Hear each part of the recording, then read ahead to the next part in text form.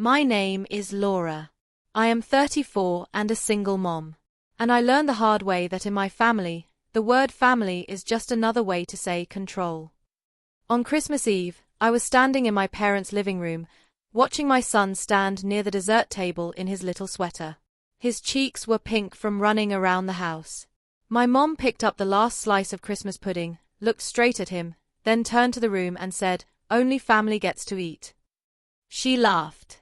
My sister's kids giggled with their plates already full of second helpings. Everyone went right back to talking as if my child had not just been told he didn't belong. My son swallowed, forced a smile, and whispered that he wasn't hungry anyway. I could see his eyes shine with tears. And in that moment, something in me snapped into place. I didn't throw a scene. I didn't shout or flip the table. I just took a slow breath, walked over, and told him to grab his coat. My mom called after us, asking where we were going. I said we had everything we needed at home, and closed the door on the smell of dinner and the sound of their laughter. I honestly thought that was going to be the worst part of the night. The very next morning, my phone lit up with 33 missed calls from my mom and one panicked voicemail about how they were sealing everything and how I needed to call her back right now. I stared at the screen for a long time, felt years of guilt and obligation finally burn off. And when I did answer, all I said was, "Sure, we're not family." If you've ever watched someone swing the word family around like a weapon instead of a promise, stay with me because that one slice of dessert was just the beginning of how my parents lost their money, their image, and both of their children. That night, after I shut the door on my parents' perfect Christmas, I drove home in tight, angry silence while my son stared out the window. His name is Noah. He's 10, and he kept tracing little circles in the fog on the glass like he was trying not to cry. When we walked into our small Chicago townhouse, I hung up our coats, forced my voice to sound normal, and told him we were going to make our own dessert. I warmed milk, stirred in cocoa, sprayed the last of a can of whipped cream, and handed him a mug of hot chocolate while he curled up on the couch. I put on one of those corny Christmas movies on Netflix, the kind where everyone forgives each other for years of damage in the last 5 minutes. Halfway through, Noah said, "Mom, did I do something wrong?" I paused the movie and sat next to him. "No," I said. "You did everything right. What your grandmother said tonight was wrong, not you." He stared at his mug. "She said only family gets dessert. Aren't we family?" My chest hurt. "We are," I told him. "And one day you'll understand that sharing a last name doesn't give anyone the right to decide who matters. For now, I just need you to know none of this is your fault." He nodded, but I could see the way he tucked the hurt away like kids do when they realize adults aren't going to fix it. When he finally fell asleep on the couch, I carried him to bed, tucked him in, and then just sat in the hallway in the dark. I had spent years swallowing moments like this when they were aimed at me. Watching them hurt my kid flipped a switch I didn't know was still there.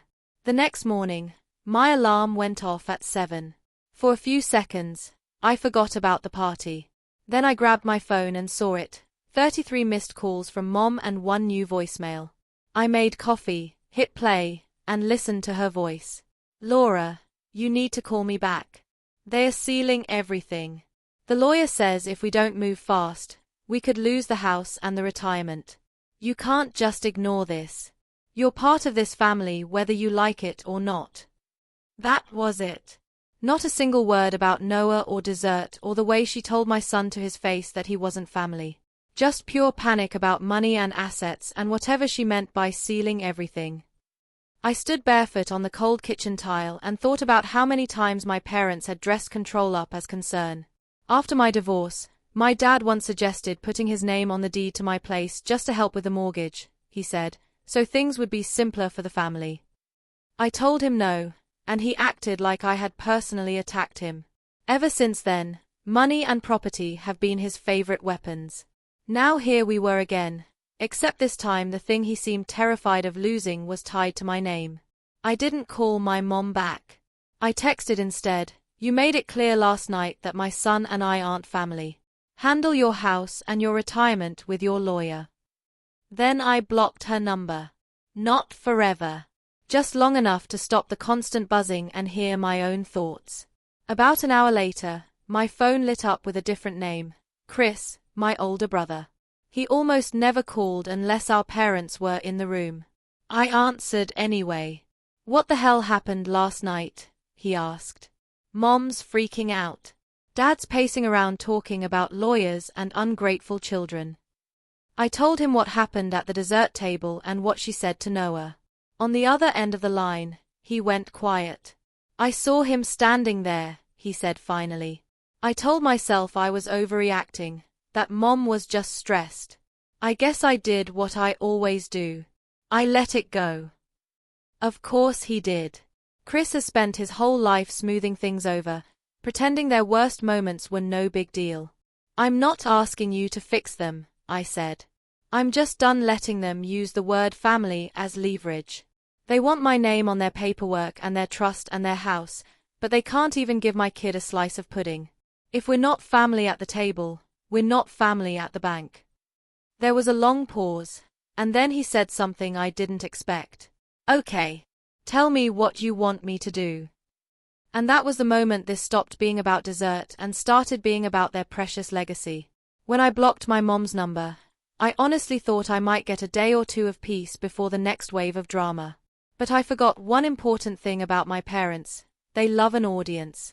A few hours after I talked to Chris, I was scrolling through Facebook while Noah played video games in the living room. And there it was, a brand new post from my mom at the top of my feed. A picture of my parents' living room. The Christmas tree glowing. The table full of food. My sister standing there with her kids in their matching pajamas. Everyone smiling like an advertisement for the perfect suburban holiday. The caption said, "Feeling so blessed for family this year. Nothing matters more." My stomach turned. I zoomed in on the photo out of habit, looking for myself, looking for Noah, even though I already knew we weren't there. The angle made it obvious that the picture had been taken after we left, like they had literally framed us out of their story. I stared at the words "so blessed for family" and heard her voice from the night before, "Only family gets to eat." My notifications pinged again. This time a text from my sister. "Why did you bail last night? Mom said Noah was being difficult." I sat there for a second, choosing my words very carefully. "You saw what happened with the dessert," I typed back. "She looked at my kid and told him only family gets to eat, and then gave your kid seconds." There was a pause. The typing dots popped up, disappeared, popped up again. "Finally," she replied, "you're being dramatic. It was a joke. You know how Mom is. You can't blow up the whole family over one awkward comment." That was the thing. To Emily, it was always one comment, one joke, one moment. Never a pattern. She had grown up as the golden child, the one they bragged about at dinner parties, the one who could mess up and still get rescued. I had grown up as the example of what not to be. I didn't bother arguing. I just replied, "If it was a joke, it was at my son's expense, and I'm done letting them laugh." Then I set my phone down and pulled out an old notebook from the kitchen drawer, the one I used to write grocery lists and half-finished resolutions in. On the first clean page, I wrote a date. And then I started listing every time I could remember my parents choosing a favorite or using money to pull the strings. The time they skipped Noah's birthday party to take my sister and her kids on a trip to the lake house. The time they told me I should be grateful they watched Noah for a weekend and then turned around and held it over my head when I wouldn't co-sign a loan. The time my dad suggested again that it would be easier if the house was in his name for taxes, for the family, for our future. Seeing it all in black ink made me feel less crazy. It wasn't one dessert. It was a lifetime of being told I was too independent, too emotional, too much. And now my 10-year-old was getting handed the same script. When Chris texted me later that afternoon, he suggested we meet in person, someplace neutral. We picked a small coffee shop a few blocks from my place, the kind with fogged-up windows and people working on laptops. He was already there when I walked in, a half-finished coffee in front of him, fingers drumming on the table. "You look like hell," he said quietly when I sat down. I laughed once because coming from him that was almost concern. "Welcome to the dark side," I said. I told him about the Facebook post, about the caption, about how Noah and I had been erased from the picture like we were never there. He shook his head slowly. I saw Mom post it, he admitted. I didn't realize you weren't in the photo until you said it out loud. That's how deep this goes, I said. They can cut us out and still tell themselves they are good people. Chris leaned back and rubbed his face. He told me then what he had found out from talking to our parents' lawyer, that there was a family trust and a little web of LLCs wrapped around the lake house in Michigan and some other assets, and that my name was still on one of the deeds as a co-owner from years ago when I helped pay for repairs. Suddenly, that phrase sealing everything made a lot more sense. Dad called the lawyer after Christmas, Chris said. He wanted to move some things around, make sure certain people were protected. His words, not mine. The lawyer told him he couldn't just shuffle assets without notifying all the owners. So they might have to temporarily freeze or seal the paperwork until they heard from you. Hence, 33 missed calls. I said they weren't worried about losing me. They were worried about losing access to my signature. Chris nodded, looking a little sick. They always figured you'd never actually walk away, he said. You've always been the one paying your own bills, raising your own kid. They never thought you'd touch the trust. They thought they had me and Emily on the hook, and you would just hover on the outside forever. I stirred my coffee and said, I'm not asking to steal anything from them.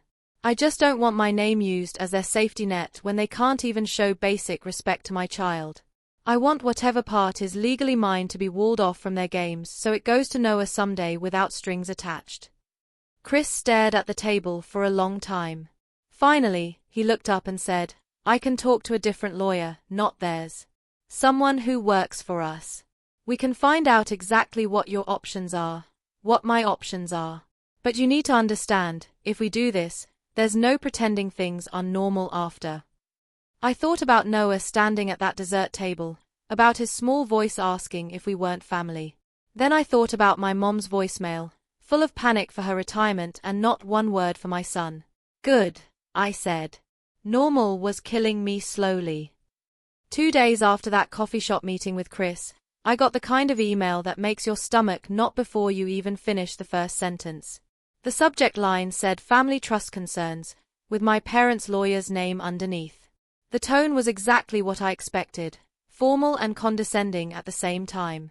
It started with, Dear Laura, your parents have informed me that you may be considering changes to your participation in the family trust and related property interests, and slid straight into a paragraph about potential tax penalties, complications with long-term planning, and how sudden moves could jeopardize your parents' retirement. There were sentences like, it would be in the best interest of the family if you refrained from making any hasty decisions, and your parents have always had your financial security at heart. Reading it, you would think I was an ungrateful teenager, not the person who had been paying her own bills and raising a kid alone for a decade. I read it twice, then forwarded it to the independent lawyer Chris had found, along with a simple line, Is any of this actually about taxes, or is it just pressure? While I waited for a response, I just stood in my kitchen and let the pattern play out in my head.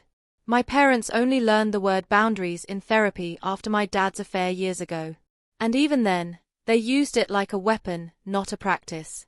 They loved the idea of legacy, of a story where they had sacrificed everything for their kids. But in reality, most of their sacrifices were strings dressed up as gifts. When the new lawyer called me back, he was blunt. Some of what the email said was technically true, he explained, but very incomplete. Yes, restructuring a trust and moving property around can have tax consequences. But any decent planner would have talked to you directly about options, not tried to scare you into silence through your parents' mouthpiece. He confirmed what Chris had already told me, that my name on the deed for the Lake House LLC meant nothing significant could happen with that cabin without my consent, and that the firm was obligated to loop me in.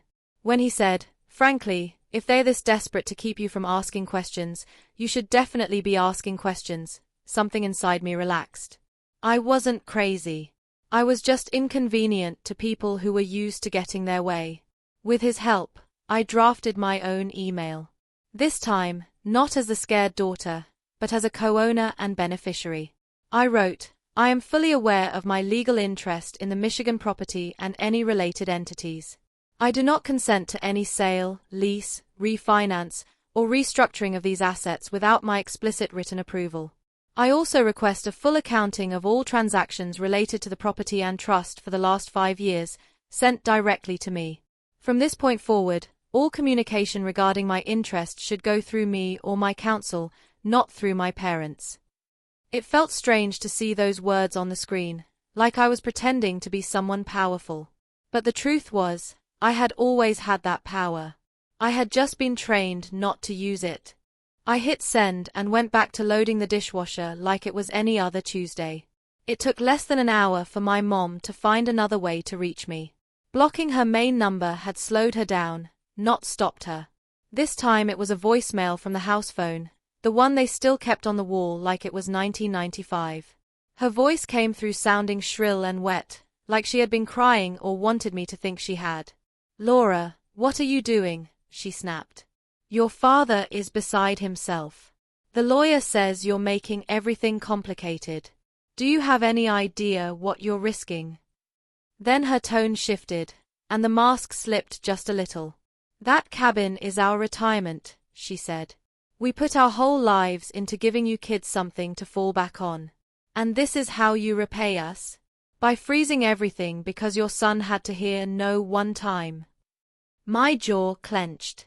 She didn't say his name once. She didn't say, "I'm sorry I hurt your child." She said, "Your son had to hear no one time," like she had made him go to bed without a story, not told him he wasn't family in front of a room full of people. And then she said the part that really burned, "He needs to learn respect, Laura. You're too soft with him. This is why we have to be hard sometimes, so he doesn't turn out like you." I replayed that line twice just to make sure I had heard it right. In her mind, making sure he didn't turn out like me meant making sure he learned his place in their hierarchy early. I texted the voicemail transcript to Chris without comment. A minute later, he called, and I could hear the anger in his voice before he said anything. "She really said that?" he asked. "She really turned this into a lesson about respect?" I told him yes, and added, "She only started panicking when she thought she might lose the cabin, not when she realized she had hurt her grandson." There was a long exhale on the other end. "I'm done going over there for a while," he said finally. "I can't keep pretending this is normal. They called me twice this morning to complain about you and not once to ask how Noah is." "Good," I replied. "Let them sit with themselves for a bit." A few hours later, my phone buzzed again. This time with a text from Emily. "So now you're dragging lawyers into this? Over dessert? You're punishing Mom and Dad for trying to build something for us. Just admit you're jealous they trusted me to handle things." I stared at her words and realized she really believed that. In her world, being the chosen one meant responsibility and favor, not chains. In mine, it meant my son being told he didn't count. I typed back, "I'm not jealous of being the favorite, Em. I'm tired of being the backup. They only called me when their money got touched, not when they broke my kid's heart. I'm not the one turning family into a transaction. I'm just done being the collateral." Then I put my phone face down because for the first time in my life, I wasn't waiting for their approval, their version of the story, or their permission to protect myself. About a week after that voicemail about the cabin and the retirement, just when I thought my parents might finally be running out of ways to reach me, they did exactly what I should have expected. They took it to social media. I was half watching Noah do homework at the kitchen table when a notification popped up from Facebook. An event invite from my mom. The title hit me first, Holiday Family Reconciliation Dinner. Little snowflake emojis sprinkled around it like sugar. The description said something like, "After a hard year, we believe in forgiveness and second chances. There's nothing more important than family coming back together." She had posted a photo along with it, our parents' house lit up like a Christmas card, the tree glowing in the front window, a wreath on the door. The guest list was public enough for me to see: neighbors, church friends, my sister, her kids, a few of my parents' wine night couples, and of course, my brother Chris. There was one name missing, mine. I scrolled down and saw comments already rolling in. People wrote things like, "So beautiful. You two are such an inspiration," And love how your family always sticks together. I could practically hear my mom soaking up every heart emoji. A second later, my phone buzzed again, this time with a screenshot of the event from Chris. Underneath, he had typed, "You seeing this?" I replied, "Apparently I've been invited to reconcile, just not tagged." He wrote back, "They called me twice this morning about it. They're acting like they're the victims in all this. Do you want to go?" I stared at that question for a long time. Part of me wanted to ignore the whole thing, let them perform their little redemption arc without me. But another part of me, the part that watched them rewrite history in real time for decades, knew exactly what would happen if I stayed home. They would stand in front of that group and talk about their difficult daughter who turned her back on them. They would cry about how they tried so hard, and no one would ever hear the part where they told a 10-year-old he wasn't family. "If we don't show up, they control the story," I finally typed. "If we do, at least we get to tell the truth." Chris sent back one word, "Okay." On the night of the dinner, I left Noah with a trusted babysitter from down the street. There was no way I was walking him back into that house. As I drove to my parents' place, the neighborhood looked like something out of a catalogue. Lights on the houses, inflatable snowmen on the lawns, cars lining the street outside my childhood home. From the driveway, I could hear laughter and Christmas music spilling out into the cold air. Inside, the living room was full, neighbors holding glasses of wine, church friends balancing plates of food, my sister standing near the tree in a new dress while her kids ran circles around the coffee table. My mom spotted me in the doorway, and for a split second, real surprise crossed her face. Then she pasted on a bright smile and came toward me with her arms open like this was all normal. "You made it," she said loudly, just enough for a few people to hear. "I knew you wouldn't stay mad forever." I didn't hug her back. Chris appeared at my side like a buffer, and I could tell from the tightness in his jaw that he was holding something in. My dad clinked his fork against a glass a few minutes later, calling for attention. "Thank you all for coming," he said. "We know this has been a challenging year, and we're just so grateful to have our family and friends under one roof." My mom dabbed at her eyes with a napkin, already playing her role. "Family means everything to us," she added. "And sometimes there are misunderstandings. But at the end of the day, blood is blood." I felt my shoulders tense. There it was again, the magic word they loved to hide behind. Blood. Chris shot me a quick look, the kind that says, "It's now or never." He stepped forward slightly and raised his voice just enough to cut through the polite applause. "Funny," he said, "because last week you looked your 10-year-old grandson in the eye and told him, 'Only family gets to eat.'" The room went silent so fast it was almost funny. Every head turned toward us. My mom froze, her hand still halfway to her face. My dad's smile dropped a fraction of an inch. Chris didn't back down. He spoke calmly, like he was explaining a situation at work, not setting off a bomb in our parents' living room. Mom took the last slice of dessert at Christmas and told Laura's kid he wasn't family, he said. "Then you let my sister's kids have seconds while he stood there pretending it didn't hurt. And when Laura walked out with her son the next morning, you called her 33 times, not to apologize, but because the lawyer told you you might lose access to the cabin and the trust if she didn't sign what you wanted." Someone near the sofa shifted. A neighbor couple who had known us since we were kids. The woman's eyebrows shot up, her mouth flat. My mom found her voice first. "Chris," she said, her tone sharp, "this is not appropriate. We can talk about family matters in private. This is not the place." He laughed once, no humor in it. "Private is what got us here," he said. "You get to hurt people in private and then show this house off like we're some kind of perfect Christmas postcard." One of our neighbors, Mrs. Reynolds from across the street, spoke up before my parents could. "I was there that night," she said quietly. "I heard what you told Noah." A few more heads turned her way. "That's not a misunderstanding," she added. "That's cruel." My mom's face went red. She reached for the nearest excuse. "I was joking," she insisted. "You all know my sense of humor. These kids are too sensitive these days. I would never really mean that. She turned to me with a tremble in her voice. Tell them, Laura. Tell them you know I didn't mean it. Every eye in the room landed on me. For a second, I could feel 16-year-old me wanting to shrink, to smooth it over, to laugh and say, "It's fine, Mom. We know you didn't mean it." But then I saw Noah in my mind, standing at that dessert table. And the words came out different this time. "No," I said, clear and calm. "You meant it. You've been meaning it my entire life. You meant it when you skipped his birthday to go to the lake house with Emily.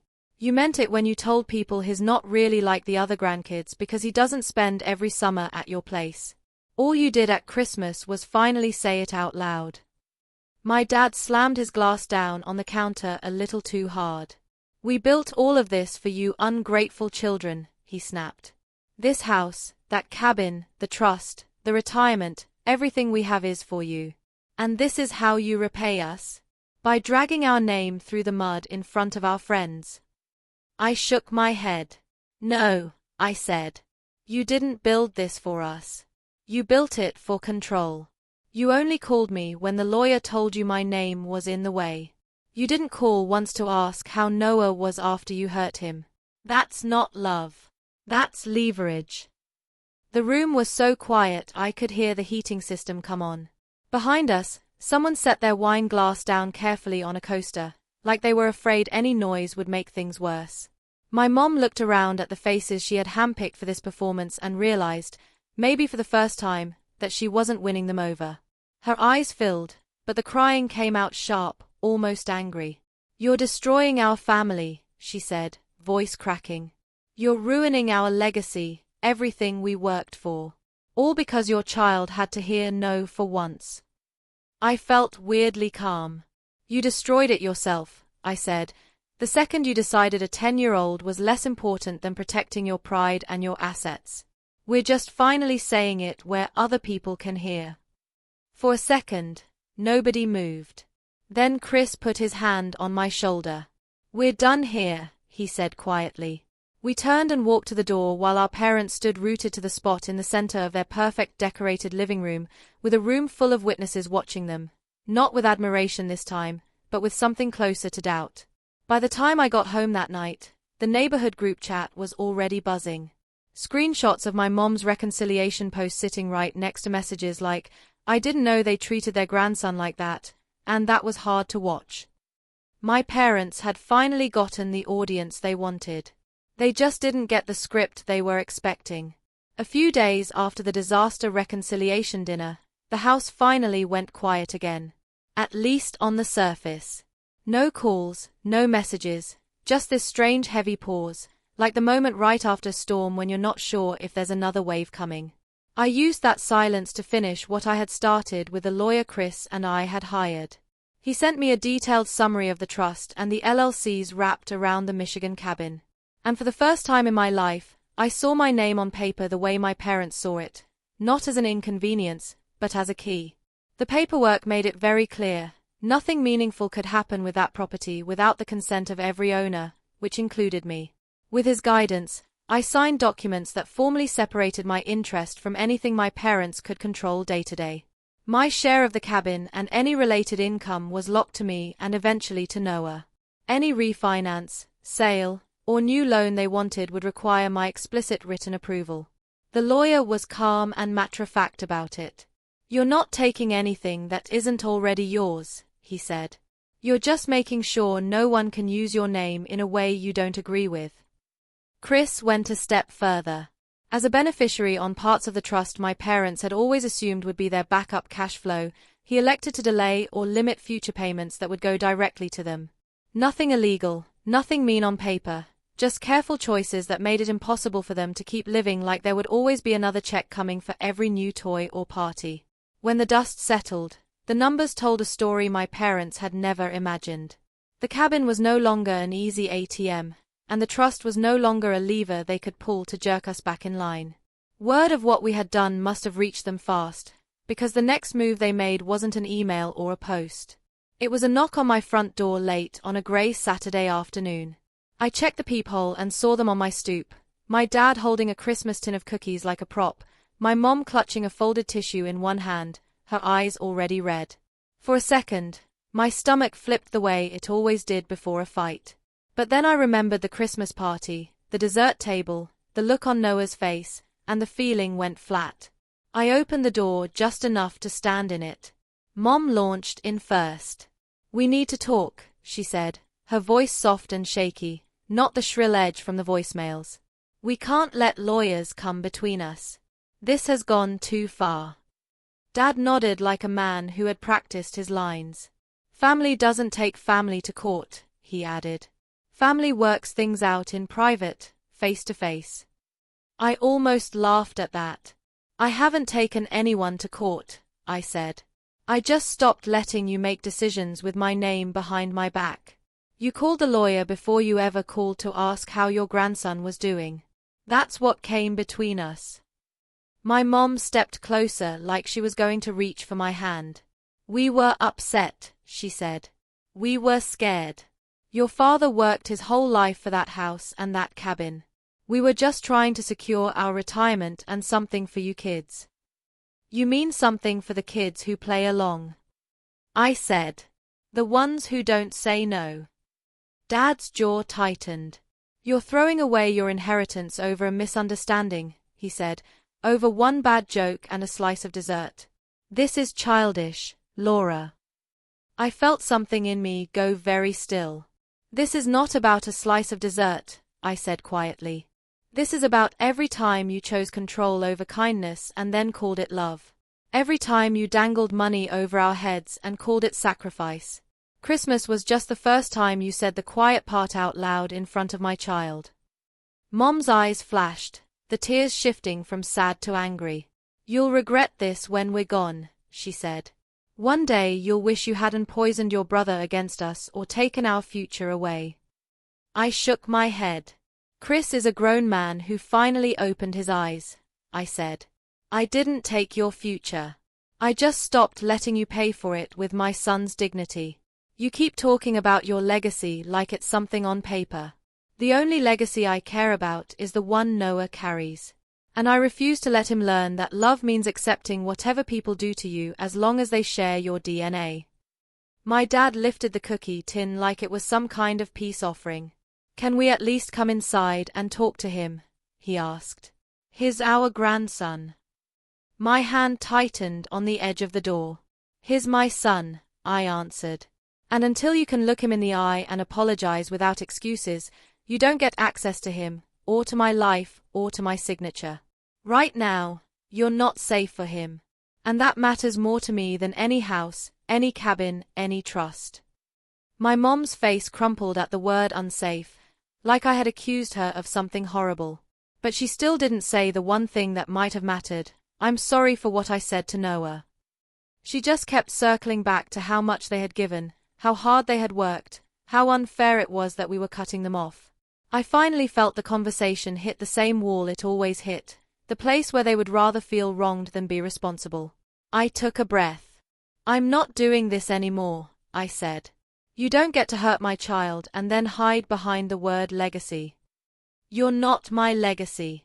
You're my lesson. And I'm done repeating it." Before they could answer, I stepped back just enough to be clear and closed the door. I stood there with my hand on the knob, listening to the muffled sound of my mom crying and my dad muttering something about ungrateful kids on the other side.